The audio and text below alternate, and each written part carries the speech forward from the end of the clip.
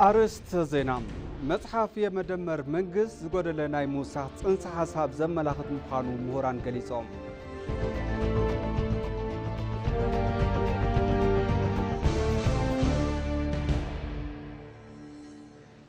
ኣብ ዞባ ከፋ ከባቢ 108 መበጻሕ ቱሪስታት ቦታታት ከም ዘለው ቢሮ ባህሊ ቱሪዝምን ስፖርትን እቲ ዞባ ኣፍሊጦም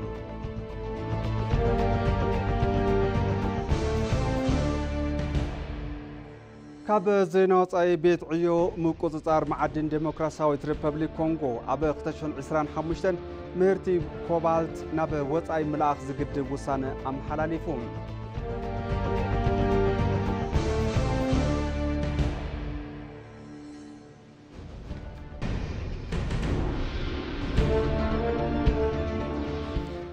سلام طعنا باللي زخوركم تملكتنا كمي تمسيو لكع ساعات حدا خوينو كم تلمود ماد زينا حزنا متينا لنا زيناتات ندا مرحكم تساهم تصنح انا ابراهيم فسايم فلما ناب حصر زيناتات عبي قدب داسه اثيوبيا حيل الكتريك مفلفال طرح زي كونس اي كالن زتبهاله سريح خامزام كم زكال زرئي كبلو رئيس ممحدار كل سيداما دستا ليدامو تزاريبوم مززامتي قدبا ملكيتو أب كل سيداما كتما حواسا هزباو سلفي دقافن مجلس حقوسن تساليتم رسم محدارتي كل دستالي دامو أبتي سلفي أب زم حالف وملغتي نهنساتتي قدب كل إثيوبياوي كم عاقمو حاجز الناقبر كم صنحي مفليتم كله نناي بعلو آسر زعرف اللي هنساتتي قدب مززامو بحبار كيلنا زبل هبرة بهيرا وحدنتنان قوامنان أقوله زر أي مخانوون تزاريبوم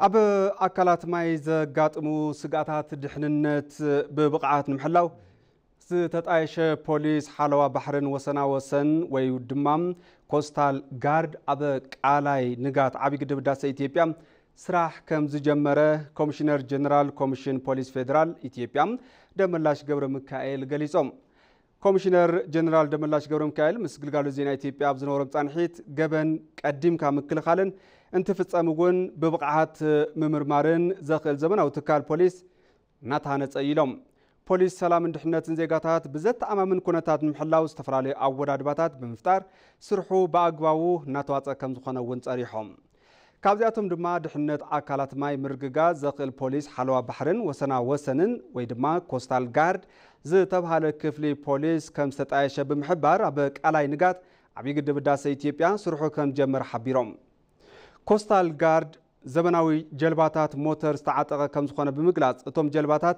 بقالاتن كالوت اكالات ماين كغاطمو زخولو سغاتات دحنت مكلخالن ببقعات ممكاتن كم زخولو تزاريبوم ابالات كوستال غارد بوليس فيدرال اثيوبيا بتي عودي خل سلطنا زرخبون علم لخ افلطو زلوم كم زخونون اديوم اتوم زمناوي جلباتات موتر كاميراتات كتتل لعول ميلاتات مراخبن سيستم رادارن زتقطملهم انتخونو اب اكالات ماي زفتر زخون يكون زي حقاو منقسقاسن سقات دحننتن ببقعات مقصار كم زخولون ابريهم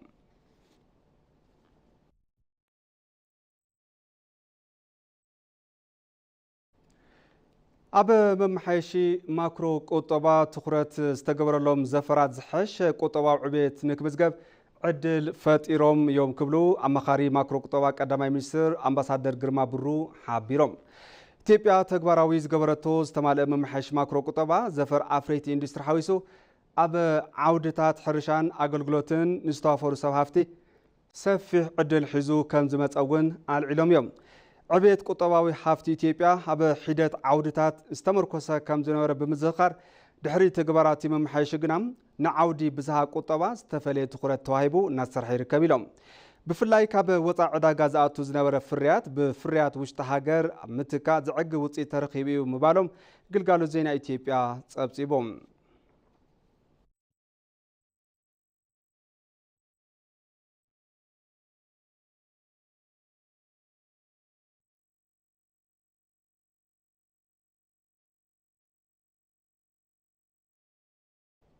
تملكتي حزدما بزرزر نبز حزنام زيناتات كحلفكم صلاتي إثيوبيا بممكات زحشه حجر نولد نمسجار عبالات مكل خال سراويت ዝተውሃቦም ሕድርን ሓላፍነትን ክፍጽሙ ይግባእ ክብሉ ፊልድ ማርሻል ብርሃኑ ጁላ ሓቢሮም ልዕልና ኢትዮጵያ ዘረጋግጽ ሓይሊ ሰራዊት እናተሃነጸ ከም ዝርከብ እውን ተሓቢሩሎም ኣባዲ ደመቀ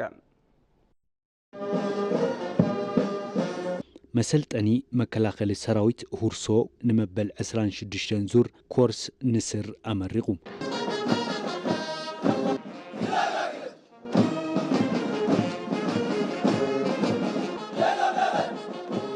ስነ ስርዓት ዝተረኽቡ ኢታማዦር ሹም ፊልድ ማርሻል ብርሃኑ ጁላ ኢትዮጵያ ካብ ኩናት ዓድዋ ጀሚሩ ብውሕዳት ባንዳታት ትፍተን ምንባራ ብምሕባር ኣብዚ ሕዚ እዋን ኢትዮጵያ ንምድኻም ጸለእቲ ንባንዳታት ውሽጥን ደገን ገንዘብ ፈሰስ ብምግባር ዝፍጽምዎ ተግባር ብምምካት ሃገርኩም ክተሳግሩ ይግባእ ክብሉ ነቶም ተመረቕቲ ሰልጠንቲ መልእኽቲ መሓላሊፎም በአሁኑ ሰዓት ደግሞ ኢትዮጵያን ለማዳከም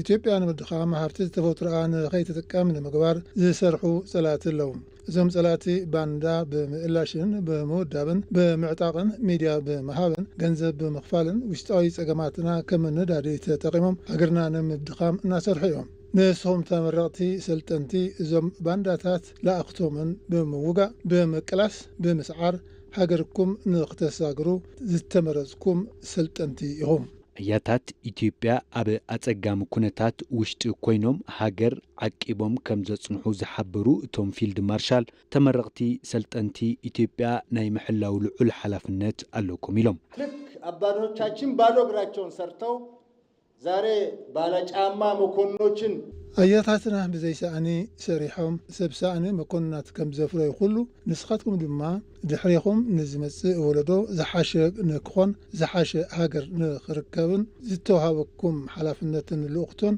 ብዝግባእ ተረኪብኩም ክትፍጽሙ ይግባእ ሓላፊ ዋና መምርሒ ትምህርትን ስልጠናን መከላኸሊ ሰራዊት ጀነራል ይመር መኮነን ብወገኖም ብሔራዊ ረብሓ ኢትዮጵያ ውሑስን ምግባር ሰራዊት ምስልጣንን ምውዳብን ብትኹረት ይስራሓሉ ኢሎም ብሔራዊ ጥቅሞቻችንን ለማስከበር ከጊዜውና ከመቼውም ጊዜ በላይ በማሰልጠን ብሔራዊ ረብሓና ንምኽባር ልዕሊ ዝኾነ እዋን ሰራዊት ምስልጣን ምውዳብን ምዕጣቕን ከም ዝግባእ ንኣምን ኢና ነዚ እውን ኩሉ መዳዊ ሰዋዕትነት ንምኽፋል ድልዋት ምዃንና ብምርግጋጽ ከም ዓብዪ ግድብ ህዳሴ ልዕልና ኢትዮጵያ ዝረጋግጹ ፕሮጀክትታት ተዓዊቶም ንምርኣይ በርቲዕና ክንሰርሕ ኢና ኣብቲ ምረቓ ስነ ስርዓት ፊልድ ማርሻል ብርሃኑ ጁላ ሓዊሱም ካልኦት ላዕለዎት መኮንናት ምክልኻል ሰራዊትን ሓለፍቲ መንግስትን ተረኺቦም መጽሓፍ የመደመር መንግስት ዝጎደለ ናይ ምውሳኽ ጽንሰ ሓሳብ ዘመላኽት ምዃኑ ምሁራን ገሊጾም ኣብ ኢትዮጵያ ሓሳብ ኣልቦነት ካብ ምብልሻው ስርዓት ፖለቲካ ሓሊፉ ኣብ ህንጸት ትካላት እውን ኣሉታዊ ጽዕንቶ ምፍጣሩ ተሓቢሩሎም ንጸብጻብ ይመር ኣደም ናዝሬት በሪሁ بحسب مدمر رابعي مصحف قدماي منستر دكتور أبي أحمد زخنة مصحف يمدمر منجست أبز حلفة سمون علاو خوينيم أبت مصحف كم هاجر إثيوبيا حلفة تو حزة تركبلون كم أول مسائع أب حبرة وصراحة تمسري تخون كم زجبان تنتنازع أمت أمخانو تنتان بوليتيكا زرهون تشام قليتهم يمجمر لوت فلسفنا يمجمر لوت وسط دقمو عندنا كونتينيوتي على نايموس سخلوت فلسفنا أوش لوطي موسخ دما حدا قصال نتلو كالاي لوط له سلازي نزي بأرداد تاريخ كريون تدايلكي عبين معزن زبل يقمط امو اب زحلفو نغرات بين انتهبكوا أوش جامعو اتيو كقمط فتن بين ايهلون مالتيو كم هاجر علم كابز بصحون دحريت مترافنا نغرات تخكلني حتى زي محتاتنا ابو موبايل اقميت يو زبلا دما منستر بلان لمعاتن دكتور فጹም አሰፋይን ያልተሄደበትን መንገድ ማየት መቻል አለብን ለምን ሄድንባቸው መንገዶች የወሰዱን ወስደው ከግድግዳ ጋጭቶ የመለሱን መንገዶች ስላሉ ማለት ነውና ዘይተኸየደሉ መንገዲ ክንርኢና ንምንታይ ስኸድለሉ መንገድ ታስወስዱና ወሲዶም ምስ መንደቅ አላቲሞም ዝመልሱና ስለዘለው ማለት እዩ መዋቅራው ዝኾኑ ፖለቲካውን ማሕበራውን ጉዳያት እንተንፈትሕ እዚኡ መፍትሒሎም አይተዳልዩን እዚ መንግስቲ ምስ መጸ ዘተይድለና እዩ መዋቅራው ዝኾኑ ክፍትሑ ዝግቦም ጸገማት አለው ረባ ሃገር እንተ ይዝብል ንምረዳ አብጀጋኑና ንምረዳ አይበየኑን أبزو قداي بحبار نزات يوم يلوم መምህር ፍልስፍና ዶክተር ዳኛቸው አሰፋ ታሪኻዊ ረዳድኣ ኣብ መጽሓፍ መንግስቲ ምድማር ዓብይ ቦታ ዝተዋሃቦ ምዃኑ ገሊጾም እዮም። ሂስቶሪካል ኮንቴክስት ለዶክተር አብይ ትልቅ ቦታ አለው። ሂስቶሪካል ኮንቴክስት ወይ ድማ ታሪኻዊ መበገሲ ንዶክተር አብይ ቦታ ኣለዎ። ብዙሕ እዋን ጌጋ ዝፍጸመሉ ቦታ ኣሎ። እሱ እንታይ እዩ ስለ ዝሓለፈ እንትውጋዕ ነቲ ዝሓለፈ ናይ መምራር ኣነ ጥራሕ ልክዕ ምባል ብዝብል ኣይኮነን ተቐሚጡ ብጣዕሚ ብጥንቃቐ ከምዚ ሓሲቦም እዮም ኮይኑ ግን ልክዕ ኣይኮነን ብዝብል ጥዑይ ብዝኾነ መልክዑ እዩ ቀሪቡ። ኣብ ኢትዮጵያ ሓሳብ ኣልቦነት ናይ ሃገር ካብ ስርዓት ፖለቲካ ሓሊፉ ኣብ ህንፀት ትካላት እውን ምትእጓል ፈጢሩ እዩ ብምባል ኣብቲ መጽሓፍ ተሓቢሩ እዮም። ፖለቲካችን ሀሳብ አልባ ሆኗል ብለን ስንል ገንዘብ ጠልፎታል። የፖለቲካ ገበያ የምንለው ስርዓት ተቋም እንዲገነብ ፖለቲካና ሐሳብ አልቦ ኮይኑ እንተንብል ገንዘብ ጠሊፉ እዩ ስርዓት ትካል ንክነጽ አይድለይን ከምዚ ተዋሳተሎ ምክንያቱ ዝተሃነጸ ስርዓት እንትካልን ስልጣን ዝምንጥል እዩ አሰራርሓ የማዓራሪ ስለዚ ኣብ ልዕል ሰብ ስልጣን አይቅመጥን እዚ ክኸውን አይድለይን ስለዚ ንረብሕ ህዝብ ዘይኾነስ ንውልቀ ረብሓ ስርዓት ፖለቲካና ሐሳብ አልቦን ክኸውን ተገይሩ ጸንሒዩ እዩ። ቀዳማይ ሚኒስተር ዶክተር አብይ አሕመድ ቅድም ሕዝውን መደመር የመደመር መንገድ የመደመር ትውልድ ዝብሉ አርእስቲ ዝሓዙ መጽሐፍቲ ንኣንበብቲ ኣብጽሖም እዮም። ኢትዮጵያ በዝሓለፉ ዓመታት ብልምዓት ሕርሻን ሃፍቲ ተፈጥሮን ውጽኢታዊ ስራሕቲ ምስራሕ ክኢላ እያ። እዚ ጠናኺራ ብምቕጻል ኣብ ዝቕጽሉ ዓመታት ኢትዮጵያ ብስራሕቲ ልምዓት እትምሰል ሃገር ንምግባር መንግስቲ ትኩረት ገይሩ ከም ዝሰርሕ ተሓቢሩሎም ኣባዲ ደመቀ ተወሳኺ ኣለዎ። ወድዓዊ ኩነታት ዓለም ኣብዚ ሕዚ እዋን ዘለዎ ብርኪ ኣብ ስርናይ ሓዊሱ ዕዳጋ ሸቐጣት ዓለም ዋጋ ዕዳጋ ንክውስኽ ምኽንያት ብምዃን ፈተና ኮይኑ ይርከብ። ኢትዮጵያ ካብ ከምዚኦም ዝኣመሰሉ ፈተናታት ንምድሓን ኣብ ስራሕትታት ሕርሻን ሃፍቲ ተፈጥሮን ውጽኢታዊ ተግባራት እናፈጸመት ትርከብ። ካብ ወጻኢ ዝኣቱ ስርናይ ብምትራፍ ብሕርሻ መካናይዜሽን ብመስኖ ሓጋይ ስርናይ ብኹታ ገጠም ክለምዕ ብምግባር ሓረስቶት ተረብሕቲ ክኾኑ ክኢሎም እዮም። ስራ ከጀመርና አንድ 3 ዓመት ነው። ስራውን ከጀመርነ ወዲህ ደግሞ ውጤታማው ነን። እዚ ስራሕ ካብ ንጅመር 3 ዓመት እዩ። ኣብዚ ውጽኢት ረኺብናሉ ኢና። ቅድሚ ሕዚ ብኢድና ንሰርሖ ዝነበርና መንግስቲ ብቴክኖሎጂ ንኽፍጸም ዓብይ ሓገዝ ገይሩልና እዩ። የመስኖ ስንዴ ማምረት ከጀመርን 5 ዓመት ሞልቶናል። የመስኖ ስንዴ ቢሰራ ስርናይ መስኖ ምፍራይ ካብ ንጅመር 5 ዓመት ኣውፂርና ኣለና።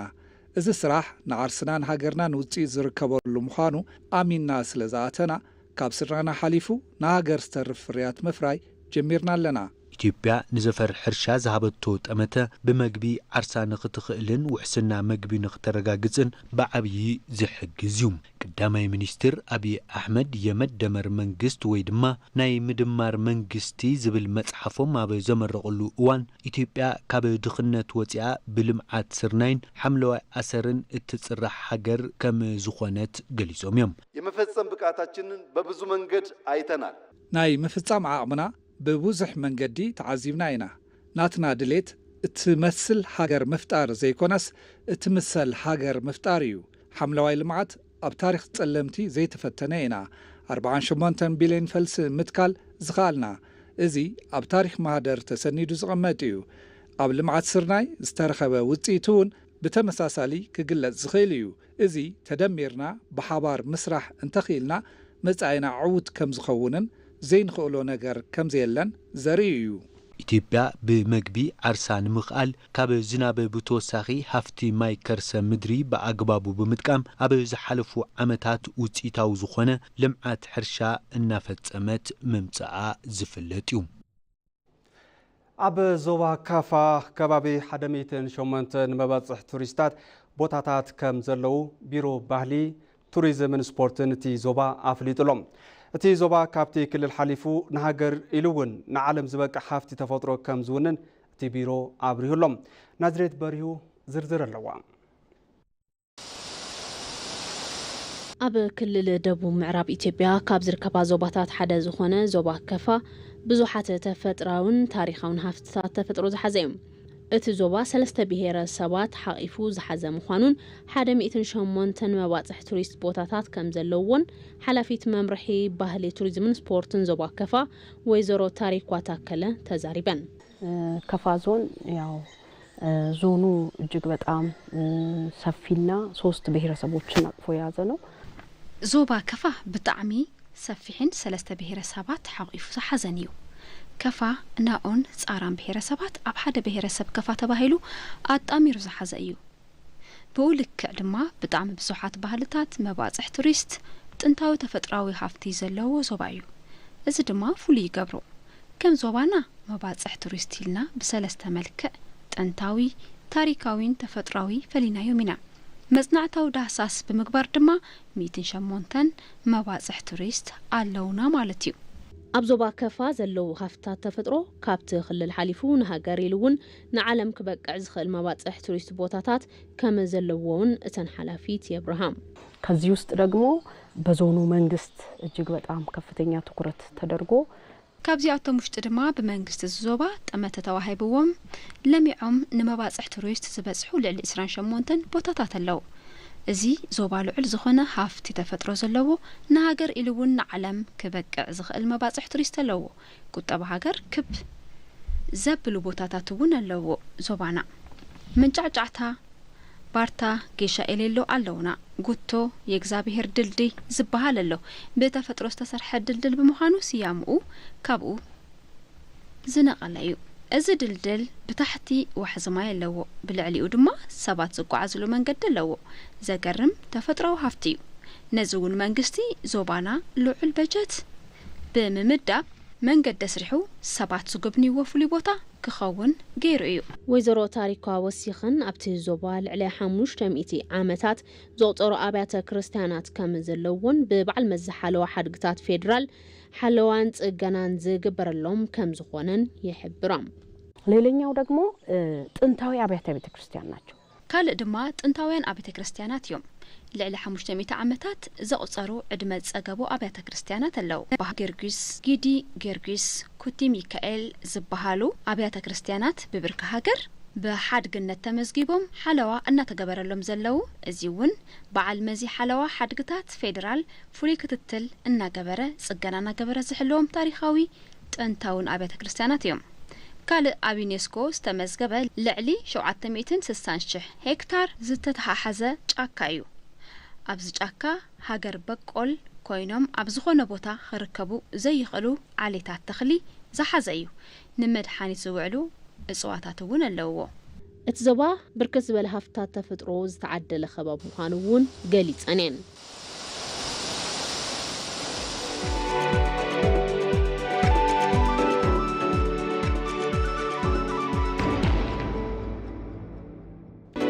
ሕዚ ድማ ዜና ዕዳጋ ይቕፅል።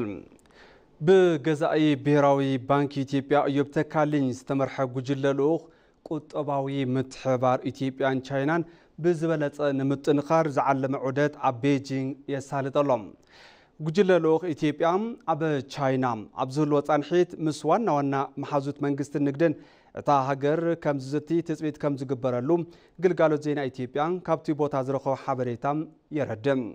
ብመሰረት እዚ እውን እቲ ጉጅለ ልኡኽ ምስ ሚኒስትር ፋይናንስ ቻይና፣ ባንክ ህዝቢ ቻይና፣ ባንኪ ወፃእን ኣታውን ቻይና ማለት እውን ኤግዚም ባንክ ከምኡ እውን ምስ ላዕለዎት ኣመራርሓ ትካላት ፋይናንስን ንግድን ክዝት እዩ።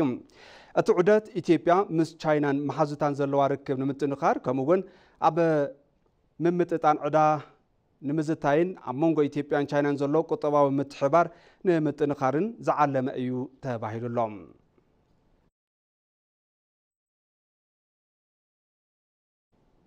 ተመልከቲ ሕዚ ድማ ናብ ዜና ወፃኢ ክስግረኩም። ቤት ዕዮ ምቁፅጻር መዓድን ዴሞክራሲያዊት ሪፐብሊክ ኮንጎ ኣብ 2025 ምህርቲ ኮባልት ናብ ወፃኢ ምልኣኽ ዝከኣል 18,125 ቶን ጥራሕ እዩ ክብል ገደብ ኣቕሚጦም። እቲ ውሳነ ኣብ ልዕሊ ምህርቲ ኮባልት ዝረአ ዋጋ ዕዳጋን ኩነታት ምህርትን ንምቁፅጻር ብዝብል ከም ዝኾነ እውን ተገሊጹሎም። ብፍላይ ድማ ኣብ ምብራቕ ክፋል እቲ ሃገር ጎንፂ ብምህላውን ጉጅለ ኤም23 ብበዝሒ ዝንቀሳቀሰሉ ቦታ ብምዃኑን ዘይሕጋዊ ምውፃእ ማዕድን ጠጠው ንምባል ኮንጎ ቁፅፅር እናገበረት ምዃና ኣፍሊጡሎም ዴሞክራሲያዊት ሪፐብሊክ ኮንጎ ኣብ ውሽጢ ሓደ ዓመት ልዕሊ 220,000 ሜትሪክ ቶን ቦልት ኮባልት ብምፍራይ ኣብ ዓለምና ቀዳመይቲ ሃገር ምዃና ይፍለጥ ክብል ኣፍሪካን ኒውስ ጸብጺቡ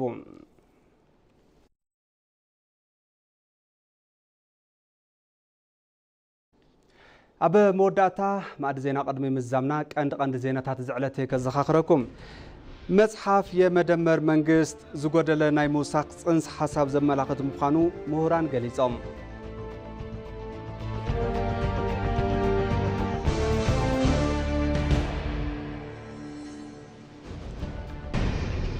ኣብ ዞባ ከፋ ከባቢ 108 መባጽሕ ቱሪስት ቦታታት ከም ዘለው ቢሮ ባህሊ ቱሪዝምን ስፖርትን እቲ ዞባ ኣፍሊጡ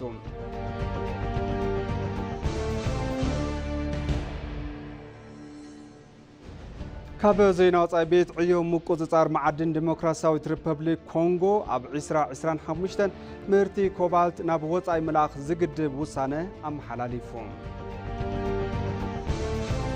ባርከስ ተመልከቲ ማዕድ ዜና በዚ ዛዘም ስለምክታልኩም ኣዜና ንመስግን ሰላም